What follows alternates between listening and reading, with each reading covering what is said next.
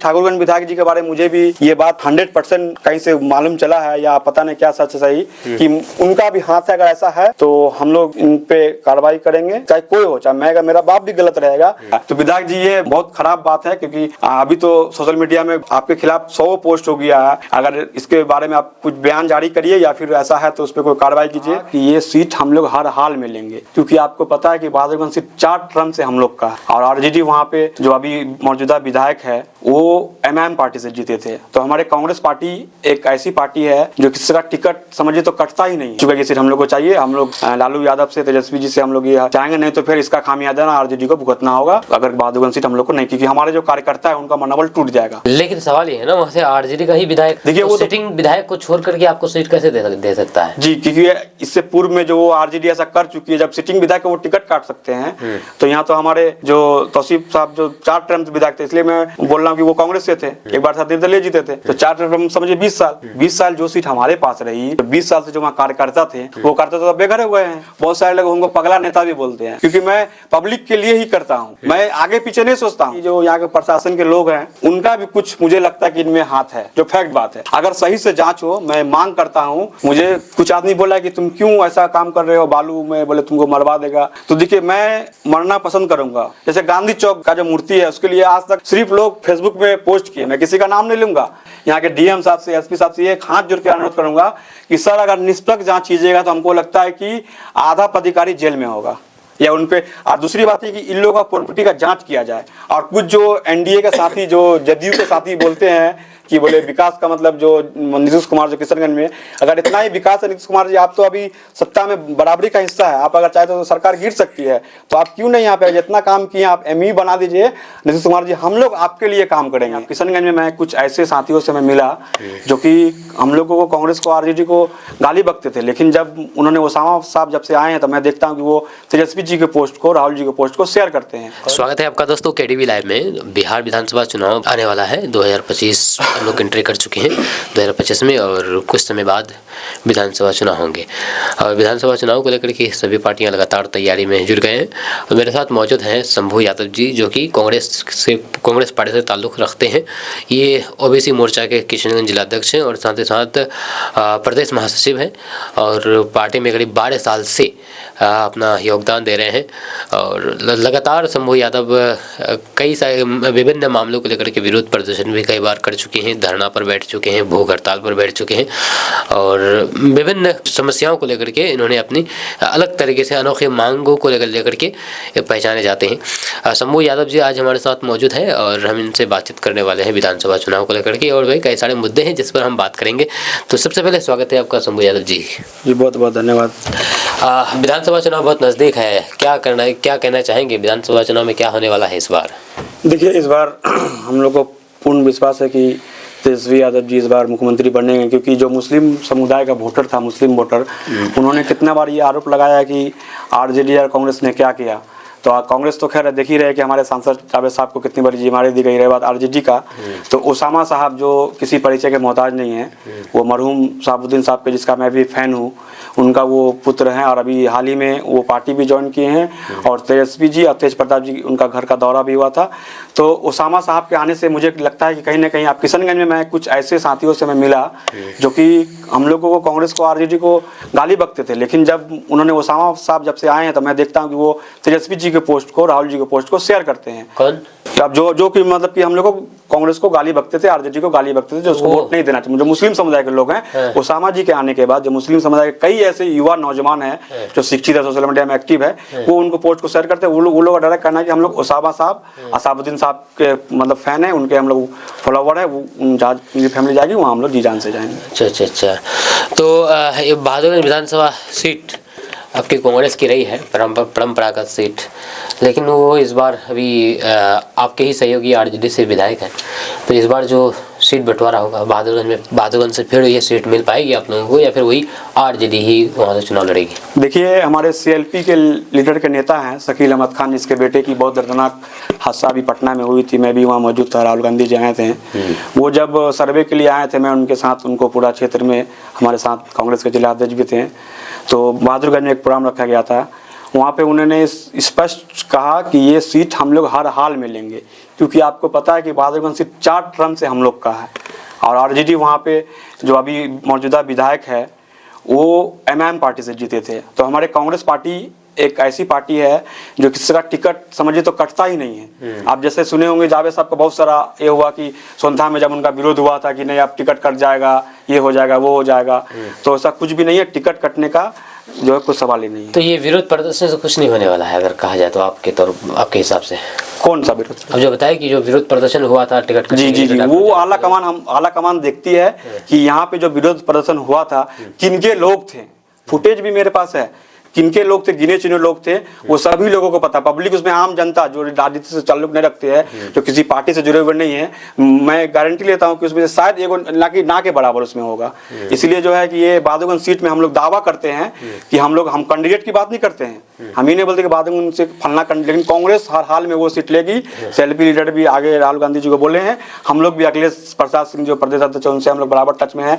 हमारे जो main guardian Javed साहब जो पूरे हिंदुस्तान में सीईसी जो कांग्रेस इलेक्शन कमेटी के मेंबर हैं, वो भी इस सीट के लिए दावा कर चुके हैं कि सीट हम लोग को चाहिए। हम लोग लालू यादव से, तेजस्वी जी से हम लोग ये चाहेंगे, नहीं तो फिर इसका खामियाजा ना आरजेडी को भुगतना होगा अगर बहादुरगंज सीट हम लोग को नहीं, क्योंकि हमारे जो कार्यकर्ता है उनका मनोबल टूट जाएगा अगर एक सीट पे लड़ेंगे तो हम लोग। हर हाल में हम लोग को चाहिए, हर हाल में चाहिए जी, चाहे इसके लिए आरजेडी को दूसरा सीट ले ले, उधर बिहार में और भी सीट है। लेकिन सवाल ये है ना, वहाँ से आरजेडी का ही विधायक है, देखिए वो सिटिंग विधायक को छोड़ करके आपको सीट कैसे दे सकता है? जी, क्योंकि इससे पूर्व में जो आरजेडी ऐसा कर चुकी है, जब सिटिंग विधायक वो टिकट काट सकते हैं, तो यहाँ तो हमारे जो तौसीफ साहब जो 4 टर्म विधायक थे, इसलिए मैं बोल रहा हूँ कि वो कांग्रेस से थे, एक बार साथ निर्दलीय जीते थे, तो 4 टर्म समझिए 20 साल जो सीट हमारे पास रही, जो 20 साल से जो वहाँ कार्यकर्ता थे, वो करते तो बेघर हुए हैं। वो तो अब कांग्रेस के लिए जो एक जो उत्साह होता है, कांग्रेस जो कोई भी नेता जाएगा या अपना झंडा लेके, तो उस हिसाब से तो फिर कांग्रेस का सीट हर हाल में वहाँ होना ही चाहिए। तो अगर माने चले कांग्रेस का वो सीट अगर आप ले लेते हैं तो कैंडिडेट कौन होगा? हमको पूर्ण विश्वास, सही बोले, पूर्ण विश्वास है कि वो सीट हम लोग के कैंडिडेट जो भी होगा, देखिए दावेदारी कांग्रेस ऐसी पार्टी है कि दावेदारी को भी पेश कर सकता है। काला कमान जो चाहेंगे, हमारे गार्जियन जावेद साहब हैं, वो जिनको भी टिकट देंगे या कांग्रेस पार्टी जिसको भी टिकट देंगे, हम लोग कैंडिडेट के साथ है, सॉरी कैंडिडेट नहीं, हम लोग पार्टी के साथ है। पार्टी के साथ है। क्या जो अभी मौजूदा जो पूर्व विधायक जी हैं तौसीफ जी, वो अभी भी कांग्रेस में बने हुए हैं, तो क्या उनको मतलब कि कांग्रेस में टिकट उनको मतलब कि देने का प्लान है या किसी और का? मैं जहाँ तक तौसीफ साहब का बात है, वो हमारे पार्टी के विधायक थे वो, तो उनके बारे में मैं यही बोलूँगा कि देखिए अब जो भी होगा, क्योंकि मेरे बोलने से तो टिकट नहीं मिल जाएगा, मैं हस्तक्षेप मांग कर सकता हूँ, तो मेरे दावा से कैसे बोल सकता कि उन्हीं को टिकट मिले। आला कमान अगर उनको देती है तो उनके साथ जाने में मुझे कोई परहेज नहीं होगी, अगर उनको टिकट देती है तो हम लोग उनका साथ देंगे। मतलब हम लोग कांग्रेसी हैं, कांग्रेस जिसको आपको देगी तो आपके साथ रहूंगा। अगर कांग्रेस को सीट नहीं मिलती है तो फिर क्या होगा? देखिए अभी तक तो मुझे विश्वास है कि वो सीट कांग्रेस को मिल जाएगी, अगर नहीं मिलेगी तो अभी बहुत टाइम है, हम लोग इसमें और भी बड़े पैमाने पे हम लोग अपना जो अभियान होता है उसके अपना मैसेज पहुंचाएंगे, ये सीट हम लोग को मेराल जी तक ये पर्सनली बात पहुंचाएंगे। तौसीफ जी है जो अभी कांग्रेस से ही सदस्य हैं और पूर्व विधायक रह चुके हैं कांग्रेस से ही, वह कांग्रेस के खिलाफ भी बोल चुके हैं कि मैं अगर टिकट नहीं मिलेगा तो फिर मैं बगावत करूँगा। देखिए ये उनका निजी मामला है, क्योंकि मैं पार्टी में हूँ, लेकिन वो मेरे किसी परपोस्ट में नहीं। निजी मामला कैसे हुआ ना, अभी तो कांग्रेस से, वो भी कांग्रेस से है, पार्टी का मामला होगा ना। जी वो बात है, लेकिन वो आपका इंटरव्यू उनका आपने सुना होगा, वो ये बात जरूर बोले हैं कि मैं किसी भी पार्टी में चल जाऊंगा, तो उनका वेलकम है, जहाँ भी जाए, वो जहाँ जाए, उनका व्यक्तिगत मामला है, वो कुछ भी करता है। अगर कांग्रेस में टिकट अगर उनको मिलती है तो हम लोग स्वागत करते हैं, अगर उनको अगर अदर पार्टी में जाना तो कोई दिक्कत नहीं है। आप सुनने में आया कि आप धरना प्रदर्शन कर रहे हैं, किस चीज को लेकर के धरना प्रदर्शन है, भूख हड़ताल है, क्या है, इसके बारे में बताइए, और किस चीज को लेकर के? देखिए मैं धरना प्रदर्शन करने वाला हूँ, मेरा यही है कि इससे पूर्व में आज से लगभग 1.5-2 साल पहले डेरामारी में हम लोगों ने 5 दिन भूख हड़ताल में था, जो पूर्णिया के सांसद पप्पू यादव जी आए थे और खनन मंत्री से और सारे जितने भी जिस विभाग से जुड़े हुए थे खनन के, उनसे बात करके हम लोग भूख हड़ताल तोड़वाए थे। तो उसमें हुआ था क्या कि खनन, देखिए हम लोग का जब आपने पूछा कि आपका जो किस मुद्दे को लेकर बैठे हैं, खनन बहुत सारे लोगों को खनन अभी पता नहीं है। देखिए आपको ही पता है किशनगंज जिला बाढ़ प्रभावित इलाका है, हर साल भले हम लोग किशनगंज शहर में रहते हैं या आसपास में पानी नहीं आती, लेकिन अब क्योंकि मैं सांसद जी के साथ पूरा लोकसभा घुमा हूँ, हर साल मुझे लगता है कि 100-200 बीघा जमीन जो कि खाते का जमीन होता है, कोई ऐसा साइज केमिसिक भी नहीं कि वो सरकार का आप खेती कर सकते हो, निजी जमीन। इसमें कितना तो बिल्डिंग मैंने देखा कि बिल्डिंग को जानबूझ के तोड़ा जाता है कि अपना मतलब कि घर को बचाया जाए, बहुत सारा। तो ये हो क्यों रहा है, इसका मुख्य कारण ये है कि जो बालू, अभी आपने देखा होगा कि बालू हमारे इलाके में बालू का खदान है, जैसे कि और सब इलाके में कोई खदान में बालू का खदान है। तो बालू की एक कंपनी है गीता इंटरप्राइजेस, वो कंपनी यहाँ पे वो टेंडर ली है।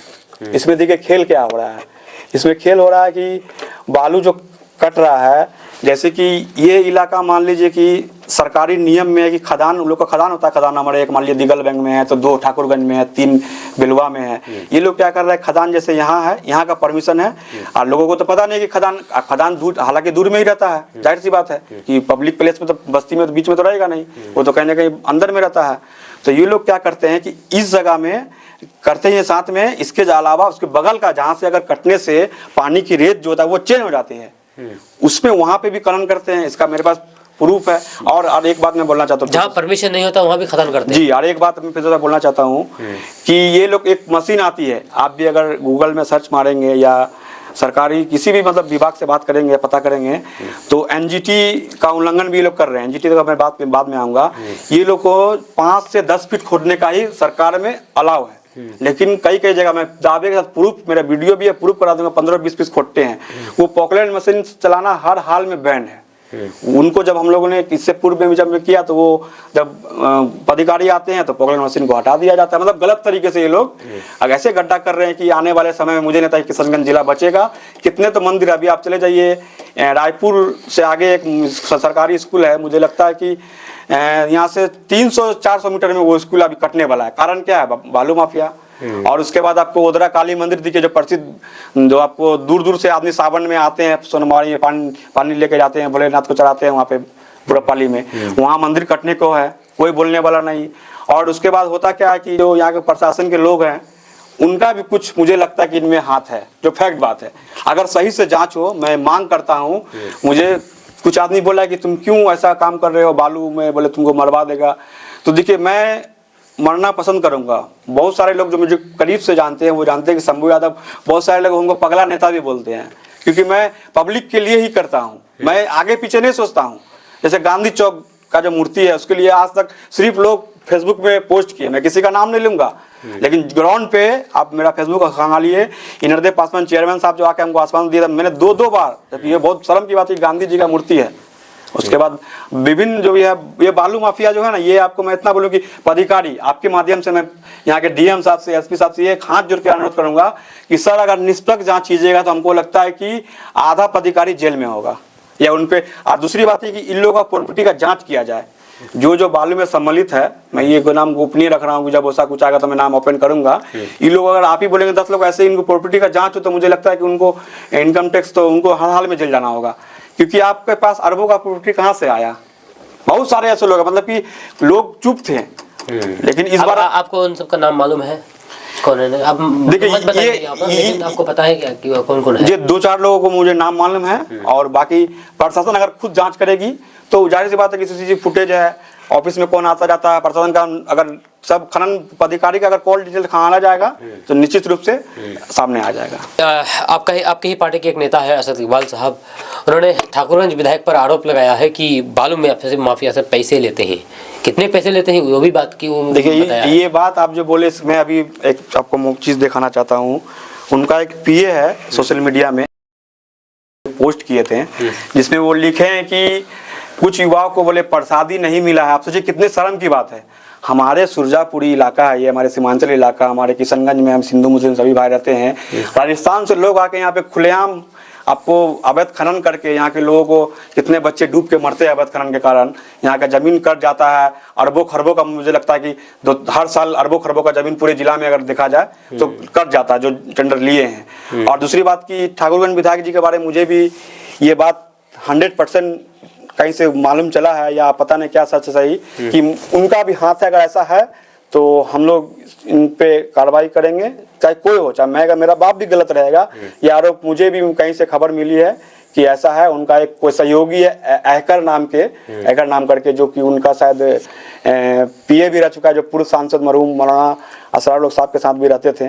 उनका नाम हम लोगों ने कितने लोगों के साथ देखा फेसबुक आईडी में, और सामने आ रहा है कि वो बालू माफिया के साथ मिले हुए हैं। अहकर उनका नाम है, जो कि मौजूदा पीए है, वो पीए है ठाकुरगंज विधायक जी के। अगर ऐसा होता है तो ये बहुत शर्म की बात है, और अगर सऊद आलम साहब को ये जानकारी नहीं है तो मैं निवेदन करता हूँ विधायक जी, जिला को बचाइए। आपके इलाके में खास करके कटान होता है। हम लोगों ने गया था आपके घर से, आप लोग के यहाँ चाय पी के आप लोग के सामने में गया था वहाँ, तो देखा कि वहाँ कितना कट रहा था, लोग रो रहे थे कि हमको यहाँ से बचाइए। मैं खुद देखा कि उसका कितना ज़मीन कटा है। तो विधायक जी ये बहुत ख़राब बात है, क्योंकि अभी तो सोशल मीडिया में आपके खिलाफ 100 पोस्ट हो गया है। अगर इसके बारे में आप कुछ बयान जारी करिए, या फिर ऐसा है तो उस पर कोई कार्रवाई कीजिए। बहुत ये शर्म की बात है हमारे लिए कि सामने चुनाव है, अगर ऐसा हो रहा है तो ये बहुत दुख की बात है। इसका हम घोर विरोध करते हैं। सऊद आलम जी, जो कि आप ही के पार्टी के गठबंधन में हैं, वो विधायक हैं, तो आप अपने पार्टी के गठबंधन के विधायक के खिलाफ बोल रहे हैं, कार्रवाई हो सकती है। देखिए, हम अगर गलत साबित हो जाते हैं तो कार्रवाई से नहीं डरते हैं। इसलिए नहीं डरते हैं कि मुझे पता है कि सही क्या है गलत क्या है। मैं पिछले लगभग 6 साल से मैं हर मामले को लेकर मैं इस बालू के तह तक गया। पहले मुझे लगा कि ये अफवाह है, लेकिन मैं जब अंदर उसमें गया डीपली तो मुझे लगा कि नहीं, ये सही है। अगर ऐसा होता है तो मैं हर कार्रवाई के लिए तैयार हूँ। मैं जो बोल रहा हूँ तो मैं ये खुद का मेरा निजी बयान है, और ये मैं पार्टी का अगर कार्रवाई करते मुझे उसका कोई गम नहीं। मैं पब्लिक के लिए, क्योंकि जिसका जमीन कटता है, बच्चे का आँख का आंसू देख के मुझे माया आ गया। मैं अभी भी वो दृश्य मुझे आँख के सामने आता है कि हम लोगों ने जब दौरा किया तब तो लेडीज लोग चिल्ला रहे थे कि हमको यहाँ से निकालिए, घर द्वार बच्चा नहीं भी रोवे तो कोई दिक्कत नहीं, जिंदा तो रो। ऐसा मैंने देखा है। तो इसलिए मैं जनता के लिए हूँ। मुझे विधायक जी से कोई गिला शिकवा नहीं है, वो हमारे माननीय हैं। क्योंकि ये सिर्फ मैं नहीं कह रहा हूँ, क्योंकि ओपन सोशल मीडिया में हमारी छिछी हो रही है, हम लोगों को बोलते हैं गठबंधन, इसलिए मैं ये बात बोल रहा हूँ। शंभू यादव जी, आप जो बालू खनन के बारे में बात कर रहे हैं, तो नदी के बगल में ही एक और सेंटर है, AMU सेंटर, जो NGT में मामला फंसा हुआ है जी।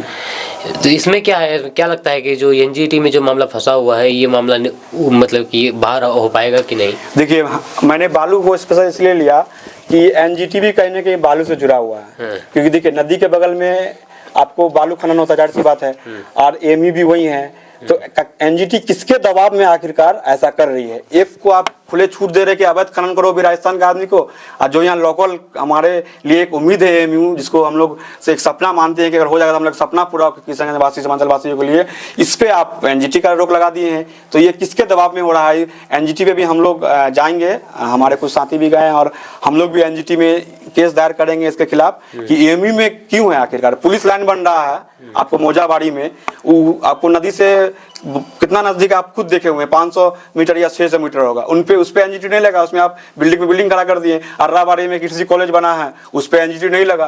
तो और दूसरी बात कि यहाँ के जो प्रदेश अध्यक्ष है डॉक्टर दिलीप जायसवाल, वो मंत्री भी है बिहार सरकार में, वो मुस्लिम का वोट लेके ही MLC बनते हैं, मेंबर हो, मुखिया हो, जिला परिषद हो, वार्ड पार्षद हो। तो वो अगर चाहें तो अगर एक बार बोल दे मुख्यमंत्री जी को, या उनका तो मोदी से डरा, वो बीजेपी से, अगर मोदी जी को बोल दें, और कुछ जो NDA के साथी, जो जदयू के साथी बोलते हैं कि बोले विकास का मतलब, जो नीतीश कुमार जो किशनगंज में, अगर इतना ही विकास है नीतीश कुमार जी, आप तो अभी सत्ता में बराबरी का हिस्सा है, आप अगर चाहे तो सरकार गिर सकती है, तो आप क्यों नहीं यहाँ पे जितना काम किए आप MU बना दीजिए। नीतीश कुमार जी, हम लोग आपके लिए काम करेंगे। आप जब इतना बड़े करोड़ों का बनाया तो AMU तो कोई बड़ी बात तो है नहीं कि भाई बनने से किसी को नुकसान हो जाएगा। उसमें आप जो भी, अब देखिए NGT कहाँ फंसा हुआ है, उसमें सर्वे कीजिए। हमारे सांसद जी आपने देखा है कि पिछले 7 साल से लगातार अकेले बेचारा बैनर के लिए कितने बार हम धरना दिए। तो सिर्फ बैनर लेकर के धरना देने से थोड़ी ना होगा भाई। देखिए, बैनर नहीं, मैं कितने साक्ष्य प्रूफ दूंगा, जो कितनी बार मंत्री से मिले हैं। पर ये जिम्मेदारी है कि वो सांसद जिले का, तो जिले में जो मुख्य समस्याएं हैं उसको उठा करके वो देखिए, आप उनका ID खोलिएगा, उनका देखिए कितने बार वो शिक्षा मंत्री से मिले हैं और कितने बार सदन में आवाज उठाए हैं। क्योंकि सरकार तो हमारी नहीं है, हम लोग मांग ही सकते हैं ना, और वो लोग जान कर देना चाहते हैं क्योंकि गले का हड्डी है ये किशनगंज। जान रहा है कि अमित शाह का दौरा होता है, बड़े बीजेपी नेता का दौरा होता है, राज्यपाल का दौरा होता है। तो आप समझ सकते हैं कि जायसवाल जी, आप लोग सिर्फ यहाँ के लोगों को बुर्बक बनाते हैं, साथ ही किशनगंज के लोग आपके साथ हैं, सेकुलर जिला है। आपसे हाथ जोड़ के विनती है, अगर आप NDA में है, और NDA के भी नेता से मैं कहना चाहता हूँ कि इतना ही अगर नीतीश कुमार विकास पुरुष है तो AMU को बनाइए। मैं जिंदगी पर नीतीश कुमार आपके लिए, मैं खुलेआम वीडियो में बोलूंगा कि मैं फैन हूँ नीतीश कुमार का, में अगर नीतीश कुमार एक बार बना देते हैं तो। चलिए, आपका बहुत बहुत शुक्रिया शंभू यादव जी अपनी बातें रखने के लिए। और बाकी ये थे शंभू यादव जी जो कि कांग्रेस पार्टी से ताल्लुक़ रखते हैं और ये 12 साल से कांग्रेस पार्टी में से जुड़े हुए हैं। इस वीडियो को यहीं पर एंड कर देते हैं। आपका इसके बारे में क्या कहना है नीचे कमेंट बॉक्स में कमेंट करके ज़रूर बताइएगा। मिलते हैं नेक्स्ट वीडियो के साथ। जय हिंद, जय भारत। बस।